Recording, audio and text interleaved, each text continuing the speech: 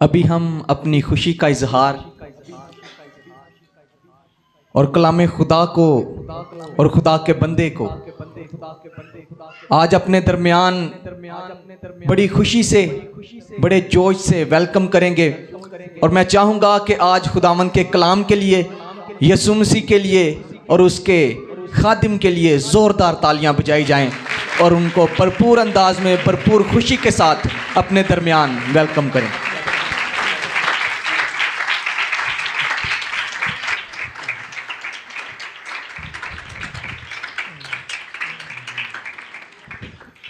خدا یسوع مسیح کے نام میں آپ سب کی سلامتی ہو، اور میری طرف سے، میرے خاندان کی طرف سے، میری بیوی اور بیٹی اور ساری سیشن کی طرف سے آپ سب کو کرسمس مبارک ہو۔ کل رات بھی ہم نے کلام مقدس کو سنا، سیکھا۔ اس میں سے جو خاص بات ہم نے سیکھی تھی اس پر ہم نے غور کیا تھا۔ یسوع مسیح نے پوچھا کہ لوگ مجھے کیا کہتے ہیں، اور شاگردوں سے کہا کہ تم مجھے کیا کہتے ہو۔ تو پطرس نے بڑا خوبصورت جواب دیا تھا کہ والیوم فل کر دیں مین ورک ادھر سے۔ یسوع مسیح نے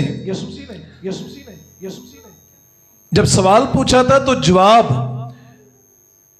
پطرس نے دیا تھا کہ تو زندہ خدا کا بیٹا مسیح ہے۔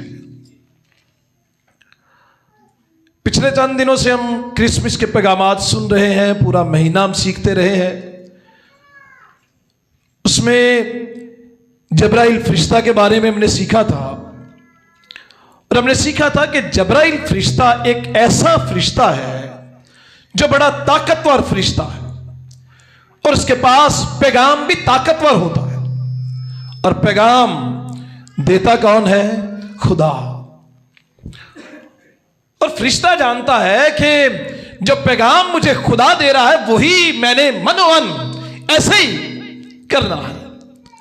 اور یاد رکھیں، یسوع مسیح جب پیدا ہوئے، آسمان کے ایک زوراور فرشتے کو خدا نے استعمال کیا، اور زمین پر بھی خدا نے ایک زوراور شخص کو استعمال کیا۔ زمین پر جس شخص کو استعمال کیا اسے کوئی آئیڈیا نہیں تھا کہ وہ خدا کے لیے کام کر رہا ہے۔ فرشتے کو تو آئیڈیا تھا کہ وہ خدا کے لیے کام کر رہا ہے، لیکن جو زمین پر طاقتور شخص تھا اسے کوئی آئیڈیا نہیں تھا کہ وہ خدا کے لیے کام کر رہا ہے۔ اور وہ شخص، اس کا نام کیسر اوگسطس ہے۔ کیا نام ہے اس کا؟ اسے کوئی آئیڈیا نہیں ہے کہ جو وہ کام کر رہا ہے وہ خدا کے منصوبے کا حصہ ہے۔ آج بھی حکومتوں میں، حکمرانوں میں جتنے لوگ کام کر رہے ہیں، ممکن ہے وہ اپنے طریقے سے کام کر رہے ہوں۔ اور اس سال میں اپریشیٹ کرنا چاہتا ہوں اپنی چیف منسٹر مریم نواز صاحبہ کو، جنہوں نے خدا کے منصوبے کے تحت پورے ملک میں بڑا کام کیا، اور خاص طور پر پنجاب میں انہوں نے سیکیورٹی بڑی محفوظ بنائی۔ انہوں نے آرڈر کیے کہ صفائی ستھرائی خوبصورت ہونی چاہیے، اور میں سمجھتا ہوں کہ جو بھی وہ کام کر رہی ہیں مسیحیوں کے لیے، وہ خدا کے کام کا منصوبہ ہے، خدا کے کام کا وہ حصہ ہے۔ کیسر اوگسطس کے بارے میں ہم تھوڑی دیر کے لیے سیکھیں گے کہ خدا نے اسے استعمال کیسے کیا ہے۔ تاریخ پر تھوڑی سی نظر دہرائیں گے۔ رات کو میں یہ پیغام دینا چاہتا تھا، لیکن پھر میں نے یہاں پر ہی ٹاپک بدلا کہ فرق پیغام سناؤ، لیکن اس پیغام کو بھی میں ضرور بانٹنا چاہتا ہوں کہ کیسر اگستس تاریخ کا حصہ ہے۔ یسوع مسیح کوئی افسانوی کہانی نہیں ہے، یسوع مسیح کوئی فلسفہ بھی نہیں ہے، یسوع مسیح تاریخ کا حصہ ہے۔ اس لیے ہم خدا کی ذات کو مانتے ہیں۔ برائے مہربانی سائلنٹ کر لیا کریں، موبائل کو سائلنٹ کریں یا فلائٹ موڈ پہ لگا دیں جتنوں کے پاس ہے۔ کچھ سے بہ کے آواز آوے تو پھر زیادہ غصہ آتا ہے، یعنی تسی میرے کول ہی بیٹھی ہیں مطلب تواڈے موبائل واج دینے پہ سب سائلنٹ پہ لگائیں یا بند کر دیں برائے مہربانی۔ کیسر اگستس رومی سلطنت کا پہلا شہنشاہ ہوا ہے۔ کیسر اگستس انسانی تاریخ کے طاقتور ترین حکمرانوں میں سے ایک ہوا ہے۔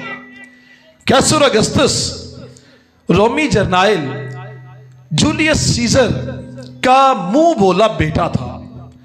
اب جولیس سیزر وہ ہے جس کو جولیس کیسر بھی آپ کہہ سکتے ہیں، اور ایک ہمارے استاد بھی ہیں، ان کا بھی نام ان سے کافی مشابہت کرتا ہے۔ اب یہ جولیس سیزر جو تھا یہ ایک رومی جرنائل تھا۔ اب اس رومی جرنائل کی اپنی کوئی اولاد نہیں تھی، بلکہ اس کے مراسم اس وقت کی مشہور عورت جس کا نام کلوپترا تھا، مصر کی ملکہ تھی، اس کے ساتھ اس کے روابط تھے، اور ان روابط کی بدولت ان کا ایک بیٹا پیدا ہوا۔ لیکن سینٹ نے اس بیٹے کو کبھی اپنا بیٹا نہیں مانا۔ سینٹ کہتی تھی کہ یہ جولیس سیزر کا ناجائز بیٹا ہے، اس لیے یہ حکمران نہیں ہو سکتا۔ اب یہ جولیس سیزر جب مر گیا تو مرنے سے پہلے اس نے ایک وصیت لکھی، اور جب وصیت کھولی گئی تو وصیت میں کیسر اگستس کا نام نکلا کہ یہ میرا جانشین ہوگا۔ جولیس سیزر نے کیسر اگستس کا نام لکھ دیا تھا اور کہہ دیا تھا کہ یہ میرا اڈاپٹڈ سن ہے۔ کون سا سن ہے؟ اڈاپٹڈ سن ہے، یہ میں اڈاپٹ کر رہا ہوں۔ اور یہ کیسر اگستس جولیس سیزر کی یا بہن کا پوتا تھا، کچھ کہتے ہیں نواسا تھا، لیکن تاریخ بتاتی ہے جب یہ جولیس سیزر قتل ہوا اس وقت اگستس کی عمر 18 سال تھی، چھوٹا تھا۔ اب یہاں پر ایک اور بات بھی بڑی قابل غور ہے کہ جولیس سیزر جب قتل ہوا تو دنیا کے لوگوں نے، اس وقت کے لوگوں نے اسے شاہی انداز میں دفن کیا۔ اس کی وجہ یہ تھی کہ عوام میں تو بڑا پاپولر تھا، عوام میں کیا تھا؟ پاپولر، لیکن سینٹ میں نامقبول تھا۔ آج بھی بہت لیڈر ہیں جو عوام میں تو پاپولر ہو سکتے ہیں اور ہیں بھی، لیکن سینٹ میں نامقبول ہیں۔ عوام ان کے ساتھ بہت ہے لیکن وہ ہے کیا؟ نامقبول۔ جولیس سیزر کے قتل کے بعد کیسر اگستس جو تھا اسے اقتدار لینے کے لیے بڑی کوشش کرنی پڑی، بہت اس نے سٹرگل کی۔ اب اس سٹرگل میں حکومت بنانے کے لیے اس نے 2 اتحادی لیے۔ آج بھی ہماری جو حکومت ہے وہ بھی اتحادیوں کے ساتھ ہے، اور میں جب یہ اسٹڈی کر رہا تھا تو جیسے یہ حالات اس وقت حکومت کے تھے ایسا ہی لگتا ہے ویسے ہی حالات اس وقت بھی تھے۔ اور یہاں پر کیسر اگستس نے حکومت بنانے کے لیے 2 لوگوں کا اتحاد کیا، ایک کا نام تھا مارک اینتھنی اور دوسرے کا نام تھا لیپیڈس۔ اب یہ دونوں کے ساتھ مل کر اس نے حکومت بنائی، اور حکومت بنانے کا مقصد ایک تھا کہ جولیس سیزر کا قتل کیونکہ سینٹ نے کیا ہے اس لیے سینٹ سے بدلہ لیا جائے گا۔ تو انہوں نے کیا کیا؟ انہوں نے سینٹ کے جتنے لوگ تھے ان سب کو چن چن کر مارنا شروع کر دیا۔ اب سینٹ کے لوگوں تک کو جب اس نے مار دیا تو کیسر اگستس نے اس کے بعد دیکھا کہ مارک اینتھنی بھی بڑا مضبوط ہے، تو اس نے اپنی بہن کا رشتہ مارک اینتھنی کے ساتھ کر دیا۔ اب مارک اینتھنی کے ساتھ جب رشتہ کیا تو ظاہر ہے یہ اور مضبوط ہو گیا، لیکن مارک اینتھنی سے ایک اور غلطی ہو گئی۔ مارک اینتھنی نے اس کی بہن کو ڈیورس دے دی، اور ڈیورس دینے کے بعد اپنا تعلق اس نے اس وقت کلوپیترا کے ساتھ جوڑ لیا جو پہلے جولیس سیزر کے ساتھ رہ چکی تھی۔ اب کلوپیترا کے بارے میں کہا جاتا ہے کہ وہ اتنی حسین تھی اور اتنی اداؤں والی تھی کہ کسی بھی شخص کو پہلی نظر میں اپنے پیچھے لگا لیتی تھی۔ اور کلوپیترا اگر آپ دیکھیں تو بڑی اس کی مشہور ہسٹری ہے اس حوالے سے۔ اب اس نے مارک اینتھنی کو بھی اپنی خوبصورتی کا شکار کر لیا۔ اب مارک اینتھنی جب اس کے ساتھ اٹیچ ہوا تو کیسر اگستس کو بڑا غصہ آیا۔ اس نے کہا کہ اس نے کیا کیا؟ میری بہن کو ڈیورس دے دیے۔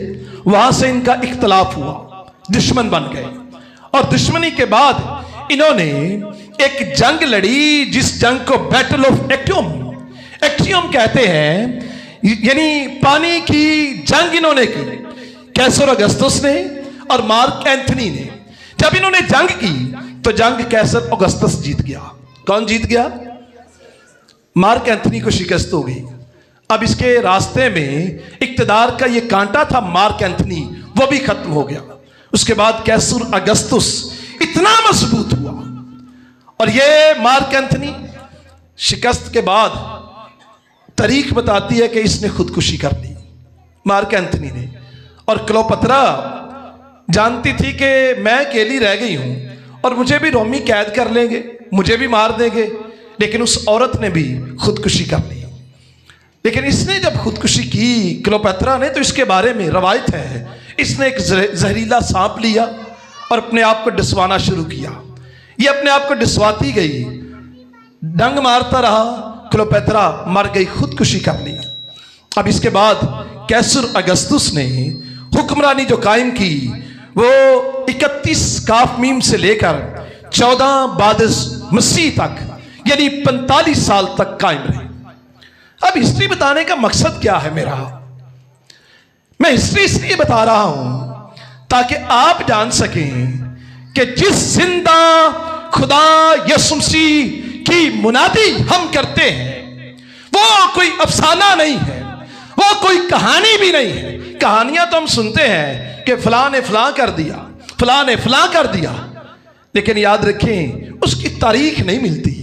लेकिन यीशु मसीह ऐसी हस्ती है जो दुनिया की तारीख का हिस्सा है। यीशु मसीह तारीख का हिस्सा बन गया, क्योंकि कैसर अगस्तुस ने जब वो हुक्मरान बना तो हुक्मरान बनते ही उसने जमहूरी इदारों को तो कायम रखा, लेकिन जमहूरी अदारे काम नहीं करते थे। असल में वो अकेला डिक्टेटर बन गया, नाम था रिपब्लिक, लेकिन असल में उसने रोमी सल्तनत का आगाज किया जिसमें वो अकेला ही हुक्मरान था, जो वो कहता था वही होता था।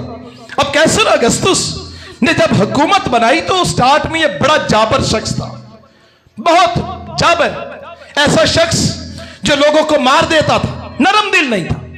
लेकिन वक्त के साथ साथ कैसर अगस्तुस मुकम्मल तौर पर नरम दिल हो गया। आज भी मुमकिन है हमारे मुल्क में भी कुछ ऐसे लोग हों जो स्टार्ट में तो बड़े जाबर हों, लेकिन वक्त ने उन्हें सिखाया है कि नरमी ही सब चीजों का हल है। कभी भी सख्ती अमन पैदा नहीं करती। दुनिया के हुक्मरान आज सीख रहे हैं कि सख्ती कभी भी लोगों के दिलों में जगह नहीं बना सकती, लेकिन मेरा खुदा, मेरा बादशाह खुद सिखाता है हलीम बनकर कि आज से ही लोगों को जीत का बायस बनाती है। हालेलुया। लोग तो आज उस असूल को अपना रहे हैं कि नरमी करेंगे तो लोगों के दिल में जगह बनाएंगे, लेकिन यीशु मसीह ने कहा कि मेरा जुआ ले लो, मेरा जुआ हल्का और मलाइम है, नर्म है। अब यहां पर कैसर अगस्तुस ने चंद काम किए, वो ये थे। नंबर 1, पहला काम उसने किया अपनी हुकूमत में कि मंदिर बनवाए, यानी हैकल भी उसी वक्त बनी। फिर उसने सड़कें बनवाई, उसने अवामी इमारतें तामीर करवाई। और ये शख्स दावा करता था, और उसका दावा सच्चा था। वो कहते हैं रोम को मैंने ईंटों का पाया है और मैंने रोम को संगे मरमर का छोड़ा है। जब मुझे रोम मिला ईंटों का बना हुआ था, लेकिन जब मैंने इस रोम को छोड़ा तो वो संगे मरमर का बना हुआ था। आज भी मेरी दुआ है हमारी हुकूमत के लिए कि उन्हें अगर बेहतर मुल्क नहीं मिला तो जब छोड़ें तो संगे मरमर का छोड़ कर जाएं, ताकि नस्लें याद रखें। और मेरी दुआ है कि यह हुकूमत ऐसा करे। और इसके मंसूबे मुझे ऐसे ही लगते हैं कि वो कुछ ना कुछ करने के लिए यहां पर आए हैं। और मसीही ईमान ये है कि कोई हुकूमत भी अपनी तरफ से नहीं होती।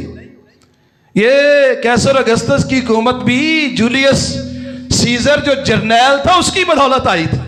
किसकी बदौलत आई थी? जर्नैल की बदौलत। और याद रखें खुदा ऐसे काम करता है تاریخ میں اور آج بھی خدا تاریخ کو دہراتا ہے۔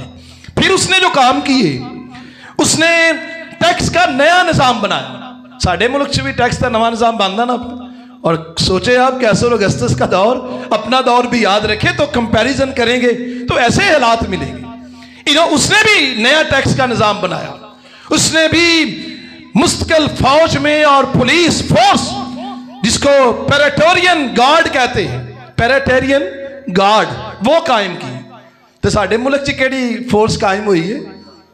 پیرا۔ یہ میں دیکھ رہا تھا جب لفظ، تو ایسے ہی لگتا ہے جیسے یہیں سے لیا گیا ہے یہ لفظ بھی۔ اب یہ ایسا حکمران تھا کہ کسی جگہ کو جب فتح کرتا تو وہاں کے مقامی لوگوں کو کہتا تھا کہ تم اس جگہ پر اپنا کوئی بادشاہ لگا لو، لیکن ٹیکس تم نے روم کو دینا ہے، یعنی کیسر کو دینا ہے۔ اسی لیے تو جب ہیرودیس بادشاہ دعویٰ کرتا تو ہیرودیس بادشاہ کو بھی اس نے کہا تھا کہ تم بھی آزاد ہو، اسرائیلی ہو، اور تم اپنا بادشاہ منتخب کر سکتے ہو۔ ہیرودیس بادشاہ سمجھتا تو یہ تھا کہ میں آزاد ہوں، لیکن وہ ہمیشہ روم کی غلامی کرتا رہا ہے۔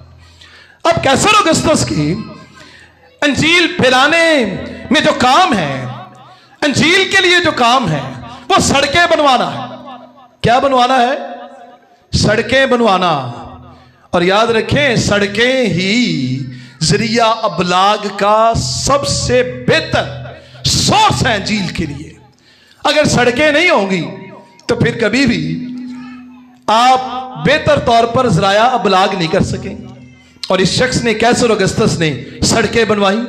اور دوسرا اس نے کیا، جب یہ حاکم بنا تو مردم شماری کا کام بھی اس نے کیا۔ وہ نہیں جانتا تھا کہ وہ کیا کام کر رہا ہے۔ اس نے خدا کے لیے جو بڑا منصوبہ بنایا وہ مردم شماری کا منصوبہ تھا۔ یہ منصوبہ جب اس نے بنایا تو وہ ایک بڑی نبوت کو پورا کرنے والا تھا جو میکا کی معرفت 700 سال پہلے ہوئی تھی۔ نبوت یہ ہوئی تھی کہ جو یسوع مسیح ہوگا اس کی پیدائش بیت لحم میں ہوگی۔ کہاں پر ہوگی؟ بیت لحم افراتا، یعنی پیدائش کا بیت لحم میں ہونا بڑا ضروری تھا۔ اب رہتے یوسف اور مریم ناصرت میں تھے۔ کہاں پر رہتے تھے؟ ناصرت میں۔ اور جب یہ حکم جاری ہوا کہ تم نے مردم شماری کروانی ہے تو مردم شماری کے لیے انہیں ناصرت چھوڑ کر کہاں جانا پڑا؟ بیت لحم میں۔ حالانکہ رومی جو آرڈر تھا نا، وہ یہ تھا کہ جہاں شہری ہوں گے وہیں پر مردم شماری کروا لیں، لیکن یہودیوں کے لیے یہ ضروری تھا کیونکہ یہودی ہمیشہ اپنی نسل کو دیکھتے تھے کہ ہم نسلی طور پر کہاں سے ہیں، تو ان کا تعلق تو بیت لحم سے زیادہ تھا، اس لیے وہ بیت لحم میں چلے گئے۔ خدا حالات کو کنٹرول کرتا ہے۔ اور یاد رکھیں، بعض اوقات ہمیں لگتا ہے کہ دنیا کے لیڈر، حکومتی فیصلے ہماری زندگیوں کو مشکل بنا رہے ہیں۔ ہون بھی سانو لگتا بڑی مشکل ہے، ہیلمٹ نہیں پاواں گے نا چلان۔ مجھے بھی مشکل لگتا ہے، میں گاڑی کی بیلٹ نہ لگاؤں 5000 کا جرمانہ، لیکن میں بیٹھتے سال سب سے پہلے بیلٹ ہی لگاتا ہوں۔ ایلڈر صاحب میرے ساتھ ہوتے، اسے بھی میں کہتا ہوں ایلڈر صاحب پہلو بیلٹ لاؤ، 5 پہ گیا تساں دینا، میں نہیں دینا۔ یعنی کچھ فیصلے ہیں جو ہمیں بڑے تلخ لگتے ہیں، لیکن یاد رکھیں خدا بادشاہوں کے دلوں کو اپنے بڑے مقصدوں کے لیے پورا کرتا ہے، کیونکہ خدا اصل میں بادشاہوں کا بادشاہ ہے۔ ہاللیلویہ۔ خدا بادشاہوں کا کیا ہے؟ اور وہ ہمارے وزیر اعظم کے دل کو بھی کنٹرول کرتا ہے، وہ چیف منسٹر کے دل کو بھی کنٹرول کرتا ہے۔ اب یہاں پر دیکھتے ہیں یہ جو مردم شماری ہوئی، لکھا ہے سب لوگ نام لکھوانے کے لیے اپنے اپنے شہر کو گئے۔ مردم شماری کا مقصد یہ تھا کہ ٹیکس کا تعین کیا جائے، ٹیکس لیا جائے، یعنی سلطنت کو اپنی فوج کے لیے، تعمیرات کے لیے رقم کی ضرورت تھی، جس کے لیے وہ چاہتے تھے کہ ہر فرد کی جائیداد اور خاندان کا ریکارڈ رکھا جائے، تاکہ روپیہ پیسہ لے کر جو فوجی ہم بھرتی کرتے ہیں ان فوجیوں کی چھاونیاں بنائی جائیں۔ حالات دیکھیں کیسے ہیں، وہاں بھی فرق نہیں تھے اور آج بھی فرق نہیں ہے۔ پر یہاں پر رومی شہریوں کی گنتی کی جاتی تھی تاکہ मरदम शुमारी के जरिया से उन्हें फौज में भी भर्ती किया जा सके। लेकिन याद रखिए, यहूदी इस हुक्म से उन्हें इस्तिस्ना मिल चुका था, क्योंकि यहूदी कभी फौज में भर्ती नहीं होते थे। ਤੁਹਾਨੂੰ ਵੀ इस्तिस्ना है, तुसी भी पुलिस से फौज से भर्ती घट ही होंगे हो। और यहां पर भी इस्तिस्ना था कि वो यहूदी फौज में तो भर्ती ना हो, लेकिन उन्हें टैक्स देना पड़ता था। टैक्स सानू भी देना पैना है, भावें कूड़े ते होवे, पानी ते होवे, हर चीज दे ते टैक्स लाजमी है। लेकिन दूसरा, फौज में भर्ती होना रोमियों के लिए लाजमी नहीं था। अब रोमी हर 14 सालों के बाद मर्दमशुमारी करते थे, और ये मर्दमशुमारी जब यीशु पैदा हुए, ये पहली मर्दमशुमारी थी। इस मर्दमशुमारी के लिए लिखा है, यूसुफ गलील के शहर नासरत से दाऊद के शहर बैतलहम को गया, जो यहूदिया में है, इसलिए कि वो दाऊद के घराने और औलाद से था। अब यहां पर हम सोच सकते हैं कि ये मर्दमशुमारी के लिए तो यीशु मसीह की पैदाइश के बाद भी जा सकते थे, लेकिन याद रखें, मुमकिन है कि कोई डेडलाइन दी गई हो कि आप इस डेडलाइन को क्रॉस नहीं करेंगे। ये तारीख है, इस तारीख के अंदर अंदर आपने अपने नाम, अपने खानदानों के नाम रजिस्टर्ड करवाने। इसलिए यहूदी फौरन चले गए बैतलहम में अपने नाम रजिस्टर्ड करवाने के लिए, क्योंकि जरूरी था कि यीशु मसीह बैतलहम में होते। अब आप सोच सकते हैं कि ये मरियम के साथ तो नाइंसाफी थी, क्योंकि मुकद्दसा मरियम जिस हालत में थी, ये बैतलहम में सफ़र करना इसके लिए इतना आसान नहीं होगा, और सफ़र भी पैदल होते थे। कैसे होते थे? और एक औरत जो उम्मीद से हो, जिसको खुदा बरकत दे रखी हो, उसके लिए पैदल चलना, और कितने मीटर चलना? 130 से 150 किलोमीटर दूर जाना कितना मुश्किल होगा। और यहां पर हमें जो ख्याल मिलता है वो ये है कि हमारा खुदा हमें कभी कंफर्ट जोन में नहीं रहने देता, बल्कि कई बार हमें कंफर्ट जोन से आरामदा जगह से निकालता है। और याद रखें, हमारा कंफर्ट जोन कई बार हमारी बरकत की रुकावट होता है, और हमारा खुदा चाहता है कि बरकत के लिए हम अपने कंफर्ट जोन से निकल जाएं, जहां हम समझते हैं आसानियां हैं। पैदाइश तो वहां हो सकती थी, लेकिन खुदा सिखा रहा है कि कंफर्ट जोन में ब्लेसिंग्स नहीं है, ब्लेसिंग्स बैतलहम में है। उस जगह पर है जो रोटी का घर है, उसी जगह पर है जहां पर दाऊद ने अपना तख्त लगाया था। तो लिखा है, वो भी गया ताकि अपनी मंगेतर मरियम के साथ जो हामला थी नाम लिखवाए। जब खुदा आपको किसी बड़े मकसद के लिए चुनता है, तो जरूरी यह भी नहीं है कि रास्ता आसान हो। खुदा की मर्जी अक्सर हमारे कंफर्ट की बजाय हमारी कुर्बानी मांगती है। क्या मांगती है? कुर्बानी। बरकत के लिए दूर जाना पड़ता है, कंफर्ट जोन से निकलना पड़ता है। और कंफर्ट जोन भी जरूरी नहीं कि आप जहां पर जा रहे हैं आपको वहां पर शाही प्रोटोकॉल मिलेगा, जरूरी नहीं कि वहां आपको बड़ी जल्दी से कामयाबी मिल जाएगी। कई दफा बंदा सोचता है ना, अमेरिका टुर जाएंगे तो कामयाब हो जाएंगे। एल्डर साहब का बेटा भी गया, इतनी जल्दी बंदा कामयाब नहीं होता। वहां मुश्किलात उठानी पड़ती हैं। क्या करना पड़ता है? मुश्किलात उठाना पड़ता है। अब यीशु मसीह की पैदाइश से पहले जब ये दोनों मियां बीवी वहां पर पहुंचे हैं, तो उन्हें कोई शाही प्रोटोकॉल नहीं मिला, बल्कि लिखा है कि जब वज़े हमल का वक्त आ पहुंचा तो उसका बेटा पैदा हुआ, और उसने उसको कपड़े में लपेटकर चरनी में रखा, क्योंकि उनके वास्ते सराय में जगह। अब देखें क्या हुआ वहां पर जाकर। परेशान है, चले गए हैं सफर के दौरान, लेकिन खुदा देखें कैसा कुदरत वाला है। खुदा ने सफर के दौरान बेबी नहीं दिया, खुदा ने उन्हें महफूज रखा है।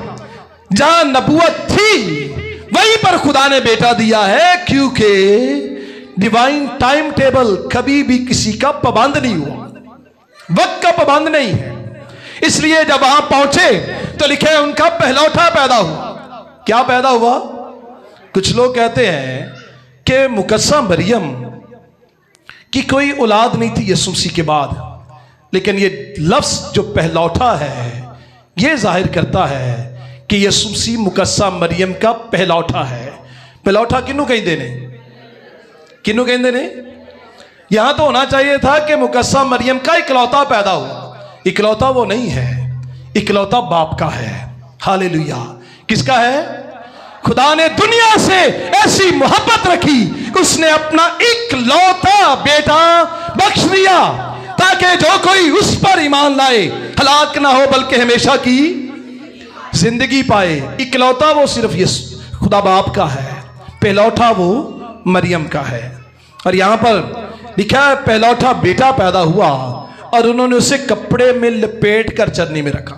اب وہ کپڑے میں جو لپیٹ تھے نا، پٹیاں ہوتی تھی، اور لپیٹنے کا مقصد یہ ہوتا تھا کہ ایک تو وہ گرم رہے اور دوسرا اس کے اعضاء بھی سیدھے رہے، اعضاء ٹیڑھے نہ ہونے پائے۔ اور یہاں پر یسوع مسیح کو کپڑے میں لپیٹنا ایسے لگتا ہے جیسے یسوع مسیح کی جسمانی صورت کو مکمل طور پر انسان کے اختیار میں دے دیا گیا ہے۔ کس کے اختیار میں؟ انسان کے اختیار میں۔ اس لیے تو دنیا کا اختیار، انسان کا اختیار اسے ذلیل کر رہا تھا، اسی لیے تو دنیا کا اختیار اس کے منہ پر تھوک رہا تھا، کیونکہ یسوع مسیح مکمل طور پر انسان بن کر اس دنیا میں آئے، اور ایسا انسان بن کر آئے کہ ہم نے اس کا جلال دیکھا جیسا باپ کے اکلوتے کا جلال۔ ہاللیلویہ۔ اور یوم یہاں لکھے سرائے میں ان کے واسطے جگہ، سرائے سے مراد ہے موٹل، ہوٹل موٹل سمجھتے ہیں آپ؟ یعنی اس وقت اتنے لوگ بیت لحم میں آ گئے کہ وہاں ہوٹلوں میں بھی جگہ نہیں بچی۔ اور یسوع مسیح کہاں پر پیدا ہوئے؟ چرنی میں۔ کہاں پیدا ہوئے؟ اب چرنی کے بارے میں 23 کو بھی ہم نے سیکھا تھا، تھوڑا سا اب بھی سیکھتے ہیں۔ اب چرنی کے پیچھے ایک بڑا مقصد تھا۔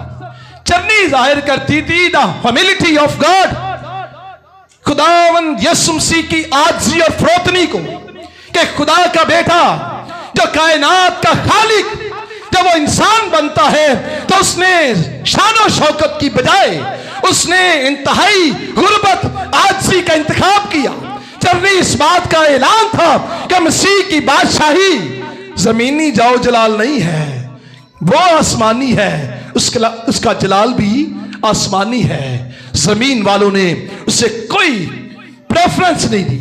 چرنی ظاہر کرتی ہے کہ خدا انسان کو بچانے کے لیے سب سے نچلے درجے پر پہنچ گیا۔ اگر یہ محل میں پیدا ہوتا تو ہر شخص اس تک پہنچ نہیں سکتا تھا۔ پیدا کہاں پر ہوا؟ چرنی چ سارے ٹر جاندے نے، کھرلی ویکھن تو کوئی روکدا تانوں نہیں۔ پنڈاں چ اکثر شہری جان نا تے بچیاں نوں شوق ہوندا مجھاں ویکھن دا، پھر وہ نے کھرلی ویکھنی ہے، بڑے خوش ہوتے ہیں، انجوائے کرتے ہیں دیہاتوں میں جا کر، تو کوئی انہیں روکتا نہیں ہے۔ جٹ بھی خوش ہوندے نے کہ ساڈی کھرلی ویندے نے پہ، مجھا ویندے نے پہ۔ تو یاد رکھیں یہ ایک ایسی جگہ تھی جہاں سب جا سکتے تھے۔ تو یسوع زمین پر آیا، چرنی میں پیدا ہوا تاکہ ظاہر کرے کہ وہ فروتن ہے۔ پلوس کہتا ہے اگرچہ وہ دولت مند تھا تو بھی وہ ہماری خاطر غریب بن گیا۔ پھر متی رسول کی انجیل میں یسوع مسیح نے خود بھی کہا کہ لومڑیوں کے بٹ ہوتے ہیں اور ہوا کے پرندوں کے گھونسلے، مگر ابن آدم کے لیے سر دھرنے کی بھی جگہ نہیں ہے۔ یسوع مسیح اتنا غریب بن گیا، وجہ کیا تھی؟ تاکہ ہم غریب نہ رہ سکیں۔ وجہ کیا تھی؟ ہم نچلے درجے کے نہ رہ سکیں۔ دنیا ہمیں نچلے درجے کے شہری سمجھتی ہے، لیکن میں بڑی دلیری سے بتانا چاہتا ہوں کہ یسوع خود نیچے آیا تاکہ ہمیں اوپر لے جائے۔ ہم نچلے درجے کے شہری نہیں ہیں بلکہ ہم آسمان کے شہری ہیں، آسمان ہمارا وطن ہے۔ زمین رد کر دے لیکن میرا خدا جو آسمانوں پر ہے ہمیں آسمان پر لے جانے کے لیے آیا ہے۔ اس لیے وہ نچلے درجے پر آ گیا تاکہ ہم کہیں کہاں چلے جائیں؟ آسمان پر۔ ہم تو آسمان کے شہری ہیں۔ یسوع مسیح دا ہیوملٹی آف گاڈ ہمیں آسمان کے شہری بناتا ہے۔ नंबर 2 चरनी, ये ब्रेड ऑफ लाइफ की निशानी है, क्योंकि चरनी वो जगह है जहां पर जानवरों के लिए खुराक रखी जाती है। क्या रखी जाती है? चारा, खुराक चरनी में रखी जाती है ताकि जानवर वहां से खाएं। और बैतलहम के नाम का मतलब भी यही है, रोटी का घर। यसु चरनी में आए इसलिए ताकि कोई शख्स रोटी से महरूम न रह सके। तो यसु मसीह ने क्या कहा? जिंदगी की रोटी यसु मसीह चरनी में रखा। जब खुदा देखते हैं चरनी में पड़ा हुआ है, तो वो तमाम इंसानियत की रूहानी भूख को बिठाने के लिए आसमानी खुराक बनकर आया है। हालेलुया। क्या बनकर आया है? चरनी पैगाम देती है कि ये वो रोटी है जो आसमान से उतरी है। यसु मसीह ने कहा, मैं वो रोटी हूं जो आसमान से उतरी हूं, और ये रोटी चरनी में आपको मिलेगी। और याद रखें, 2 वाकयात सिखाते हैं कि खुदा ताकतवर फरिश्ते को इस्तेमाल करता है, ताकतवर शख्सियत कैसर औगस्तुस को इस्तेमाल करता है, और करता किन के लिए है? गरीबों के लिए। किन के लिए? गरीबों के लिए। कई दफा सी परेशान होने से गरीबा।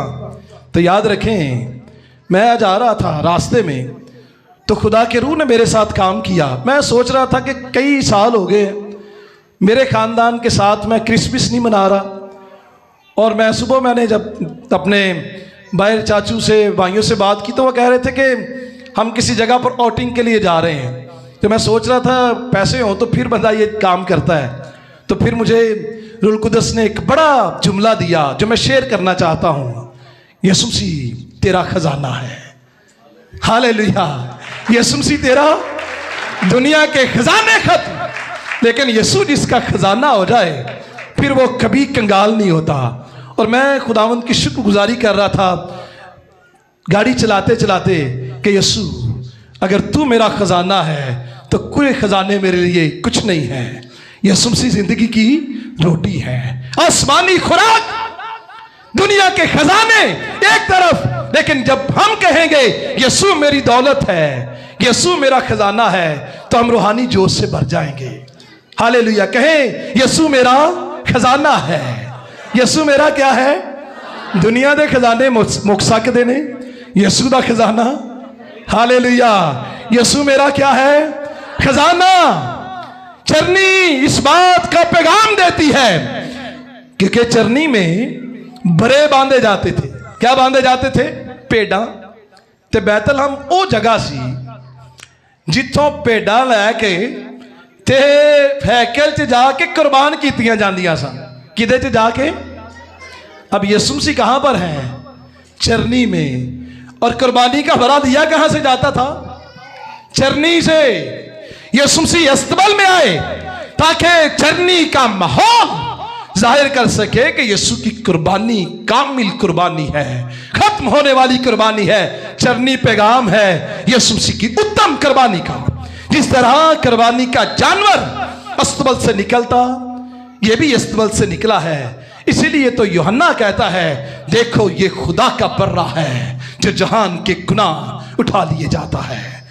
दुनिया के बड़े कौमों के गुनाह उठाते हैं, लेकिन मेरा बड़ा यीशु मसीह पूरी दुनिया का गुनाह उठाता है। हालेलुया। ऐसे बड़े पर फख्र करना चाहिए। अब ये एक और भी पैगाम देती है चरनी, कि फरिश्ता ने चरवाहों को निशान दिया था। निशान ये था कि तुम बरे को कहां पाओगे? चरनी में पड़ा हुआ पाओगे। इस जमाने में किसी का बच्चा चरनी में नहीं होता था। क्यों अंदाजी? आज कितने होंगे ने हस्पताल च, अच्छी जगह पर, प्राइवेट हॉस्पिटल्स में, लेकिन यीशु दुनिया का खालिक चरनी में पैदा हुआ। यह निशान था कि मैं तुम्हें एक निशान देता हूं कि तुम उसे चरनी में पड़ा हुआ पाओगे। चरनी पैगाम है उनके लिए जो बादशाह तक अप्रोच नहीं कर सकती। अब वो बादशाहों के बादशाह को इस चरनी के वसीला से देखते हैं। और डार्बी एक बड़ा राइटर, बड़ी खूबसूरत कोटेशन मुझे लगी। वो कहता है, کہ یسوع مسیح کا چرنی سے آغاز ہوا ہے. کہاں سے آغاز ہوا ہے؟ اور اختتام صلیب سے ہوا ہے. کہاں پر اختتام ہوا ہے؟ لیکن آگے وہ کہتا ہے لیکن راستے میں کہیں سر دھرنے کی بھی جگہ نہیں تھی. کتنی غربت ہے. چرنی میں پیدا ہوا, صلیب پر جان دی, اور راستے میں لکھا ہے یسوع مسیح نے کہا سر دھرنے کے لیے بھی میرے پاس جگہ. تسی جگہ تو کیوں پریشان ہو؟ ساڈے کو جگہ نہیں. ہونا چاہیے تھا پریشان. کئی بار بندہ سوچتا ہے نا ہمارے پاس جگہ نہیں ہے, گھر نہیں ہے. گھر خدا دے گا. آپ اس پیغام کو لے کر جائیں کہ یسوع میرا خزانہ ہے. ہاللیلویہ. یسوع میرا, جب یسوع آپ کا خزانہ ہے تو پھر خزانے آپ کے ہیں. دنیا کی ساری دولت آپ کی ہے. پہلے تم اس کی راست بازی کو تلاش کرو, ڈھونڈو, تو ساری بادشاہی تمہاری, سارے خزانے تمہارے ہیں. تو ہے یسوع مسیح کی راست بازی کو کرسمس پر قبول کر لیں. یسوع دنیا کے حکمرانوں کو آپ کے لیے استعمال کر دے گا. فرشتوں کو استعمال کرتا ہے. کیسر اگستس کو اپنے لیے استعمال کیا, قانون بدل دیے. تو قانون بدلے ہیں اس ملک میں بھی. ہم جو ہماری چیف منسٹر ہیں 15 لاکھ دے رہی ہے, تو بڑے لوگوں نے گھر بنائے, اور میں دیکھتا ہوں بڑی تیزی سے لوگ گھر بنا رہے ہیں. جگہ لیتے ہیں, پیسے لیتے ہیں, گھر بنا لیتے ہیں. قانون بدلا کہ نہیں بدلا؟ یسوع حالات بدلتا ہے, یسوع قانون بھی بدلتا ہے. آپ کے لیے بدلے گا. آپ کہیں یسوع میرا خزانہ ہے, میرے خزانے بڑے ہیں. خداوند آج کے کلام کے وسیلہ سے ہمیں, ہمارے گھرانوں, ہمارے خاندانوں کو کثرت کی برکت دے. یسوع مسیح کے لیے ہم زوردار تالیاں بجائیں گے. ہاللیلویہ. یسوع مسیح کے لیے زوردار تالیاں بجاتے ہوئے اونچی آواز میں کہیں گے یسوع میرا خزانہ ہے. جو مجھے ملا ہے کرسمس کے موقع پر, یسوع سے بڑھ کر کچھ نہیں ہے. یسوع میرا خزانہ ہے. آمین. ہاللیلویہ. یہ اپنے سروں کو جھکائیں گے.